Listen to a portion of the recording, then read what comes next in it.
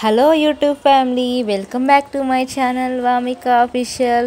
ఈరోజైతే నేను summer special curry చేస్తున్నానండి. అదేంటంటే చింత చిగురు కర్రీ చేస్తున్నాను. అది కూడా ఒట్టి తునకలు వేసి చాలా టేస్టీగా ఉంటుంది. ఒట్టి తునకలైనా ఒట్టి చేపలైనా. నేనైతే ముందుగా చెట్టు దగ్గరికి వెళ్ళి చింత చిగురు కోసానండి. చాలా లేతగా రెడ్గా ఉన్నది, చాలా బాగుంటుంది.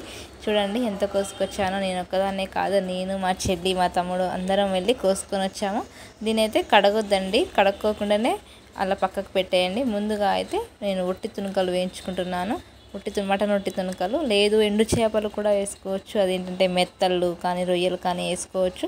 నేనైతే ఒట్టి తునకలు వేస్తున్నాను. ముందుగా అయితే ఒట్టి తునకల్ని వేయించుకోవాలి. అవి వేయించుకోవడానికి ముందు పక్కన చిన్న గిన్నెలో కొన్ని వాటర్ని హీట్ చేసుకోండి. కొంచెం మరిగే వరకు హీట్ చేయండి. ఎందుకంటే ఒట్టి తునకలు గట్టిగా ఉంటాయి, ఆకు ఏమో తొందరగా ఉడికిపోతుంది కనుక వీటిని కొద్దిసేపు హాట్ వాటర్లో ఉంచామనుకోండి కొంచెం బాయిల్ అయినట్టు ఉంటుంది కదా, అందుకని హాట్ వాటర్లో వేసుకోండి. కొంచెం ఒక 5 మినిట్స్ తర్వాత కడిగి పక్కన పెట్టుకోండి. చూడండి ఇలా మరిగే వరకు ఉంచండి. ఇలా వేగే వరకు వాటిని వేయించుకోండి. చాలా టేస్టీగా ఉంటుంది. చాలామందికి ఒట్టి తునకలు అంటే ఏమిటి అని అంటూ ఉంటాను. నేను వీడియోస్లలో కూడా చూస్తూ ఉంటాను. ఇవి మటన్ తోటి చేశారండి. మీకు వీడియో కావాలంటే నా యూట్యూబ్ ఛానల్ షార్ట్స్లో ఉంది, చూడండి. మనకైతే ఒక 1/2 kg ఉల్లిగడ్డలు పడతాయి. ఎందుకంటే ఉల్లిగడ్డలు ఎక్కువ ఉండాలి, ఆకు తక్కువ ఉంటుంది కదా. ఎంత వండినా ఆకు కొంచెం అనిపిస్తుంది. ముందుగా మనం ఆ ఉల్లిగడ్డల్ని కట్ చేసుకొని పక్కన పెట్టుకొని, ఇప్పుడు మనం ఒట్టి తునకల్ని హీట్ వాటర్లో వేస్తాం కదా, వాటిని బాగా శుభ్రంగా కడిగి పక్కన పెట్టుకోవాలి. ఇప్పుడు మనం కర్రీ ప్రిపేర్ చేయడానికి ముందుగా ఒక గిన్నె పెట్టుకొని అందులో ఒక 100 గ్రాములకు పైననే నూనె పోయాలి.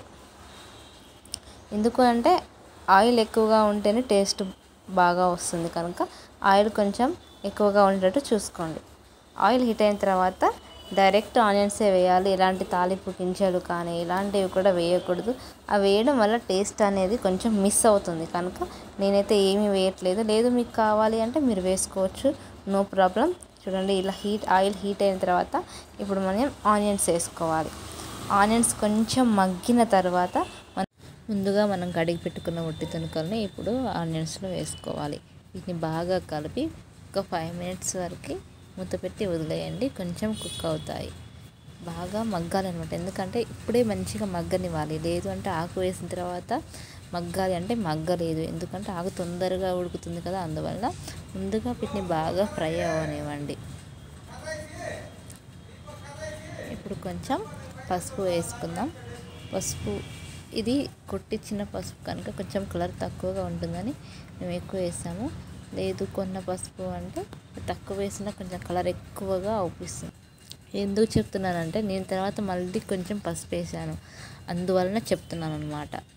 చూడు సరిపోలేదు అని మళ్ళీ కొంచెం వేసాను కనుక మీరు చూసుకొని వేయండి, మీకు తెలుస్తుంది కదా ఎలా ఉంటుంది ఏంది అనేది. ఇప్పుడు పసుపు వేసిన తర్వాత ఇప్పుడు చింత చిగురిని కట్ చేసుకోవాలి. అలానే వేసాము మనకు ఆకులు ఉంటుంది, దీన్ని బాగా ముక్కలు కట్ చేయాలి. బాగా ఇట్లా మొత్తం పొడి లెక్క చేయాలన్నమాట. చూడండి ఇలా కట్ చేసుకోవాలి. ఎందుకు అంటే ఇది ఉడికిన తర్వాత మొత్తం ఇట్లా ఆకులు రెమ్మలుగా ఉంటుంది, అందువలన వీటిని బాగా కట్ చేసుకోండి. కడగొద్దు, ఎందుకంటే డైరెక్ట్గా ఫ్రెష్గానే ఉంటుంది కనుక కడగకుండా డైరెక్ట్ అలానే వేసేయాలి. ఆకు అనేది తడిచి టేస్ట్ అనేది మారిపోతుంది. చూడండి ఇలా మగ్గాలి, దగ్గరికి మగ్గే విధంగా మగ్గనివ్వండి. ఇప్పుడు మనం చింత చిగురు వేసుకుందాం. నేను సాల్ట్ వేయలేదు ఇంకా, ఎందుకంటే ఆకు వేయగానే సాల్ట్ వేస్తే తొందరగా మగ్గుతుంది కనుక ఆకు వేసిన తర్వాత చింత చిగురు వేసిన తర్వాత సాల్ట్ వేస్తాను. చూడండి ఇలా మొత్తం వేసి బాగా కలుపుకోవాలి. ఆకు వేయగానే వెంటనే మగ్గిపోతుందండి. చూడండి అందుకనే ముందుగానే మనం ఆ ఒట్టి తునకల్ని ఆనియన్స్ని ముందుగానే బాగా కుక్ అవ్వనివ్వాలి, ఫ్రై అవ్వనివ్వాలి. చింత చిగురు అయితే ఎస్పెషల్లీ మనకు సమ్మర్లోనే దొరుకుతుంది కదండి. సిటీలో అయితే కొంచెం ముందుగానే వస్తుంది. ఎందుకు అంటే ప్రత్యేకంగా చింత చిగురు కొరకు తోటలు వేసి పండిస్తారు. లేదు విలేజ్లలో అయితే ఏంటంటే ఇది సమ్మర్లో మొదటి వర్షం పడిన ముందుగానే ఆకు మొత్తం రాలిపోయి ఉంటుంది కనుక మొదటి వర్షం పడిన తర్వాత చిగురిస్తుంది చింత చిగురు. అందుకని విలేజ్లో కొంచెం లేట్గా దొరుకుతుంది. చూడండి ఇప్పుడు సాల్ట్ వేసుకోవాలి. ఎందుకంటే సాల్ట్ వేస్తే తొందరగా మగ్గిపోతుంది కనుక ఆకు వేసిన తర్వాత సాల్ట్ వేయండి. బాగా కలిపి బాగా మగ్గనివ్వండి. ఒక 5 మినిట్స్ వరకు కలిపి వదిలేయండి. ఫ్రై లాగా చేస్తున్నాము, లేదు కొంచెం మనకి గ్రేవీగా ఉండాలంటే కారం వేసిన తర్వాత కొంచెం వాటర్ కూడా యాడ్ చేసుకోవచ్చు. మనం ఎలా తింటామో దాన్ని బట్టి మీరు వేసుకుని, నేనైతే వాటర్ వేయలేదు, ఫ్రై లాగా చేసాను. చూడండి ఇలా బాగా మగ్గిన తర్వాత ఇప్పుడు కారం వేసుకోవాలి. సరిపడా కారం వేసుకోండి.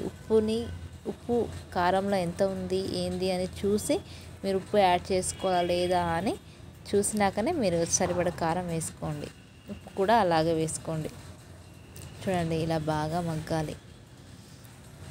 కారం వేసిన తర్వాత మంచిగా కలపండి. నేను చెప్పాను కదా, లేదు మీకు కొంచెం గ్రేవీ కావాలి అంటే కొంచెం వాటర్ కూడా యాడ్ చేసుకోవచ్చు అని, అది మీ ఇష్టం. సంవత్సరానికి ఒక్కసారే వస్తుంది కనుక ఖచ్చితంగా అందరూ తెచ్చుకొని మనం వండుకోవాలి అనుకుంటారు. ఫస్ట్ ఒకవేళ మీకు చూడండి, ఈ వీడియో మొత్తం చూడండి, చాలా బాగా ఉంటుంది. చూడండి ఇలా మగ్గనివ్వాలి. ఇప్పుడు మొత్తం ఫ్రై అయిపోయింది, ఉడికిపోయింది, అంతే. ఈజీగా తొందరగా కుక్ అయిపోయే కర్రీ అంటే చూడండి, ఇలా నూనె మొత్తం పైకి చూడండి, ఇలా నూనె పైకి వచ్చే విధంగా ఉడికే వరకు ఉంచి దించేయండి, అంతే. నా వీడియో కనుక నచ్చినట్లయితే మీకు నా ఛానల్ని సబ్స్క్రైబ్ చేయండి, లైక్ చేయండి, షేర్ చేయండి. Thank you.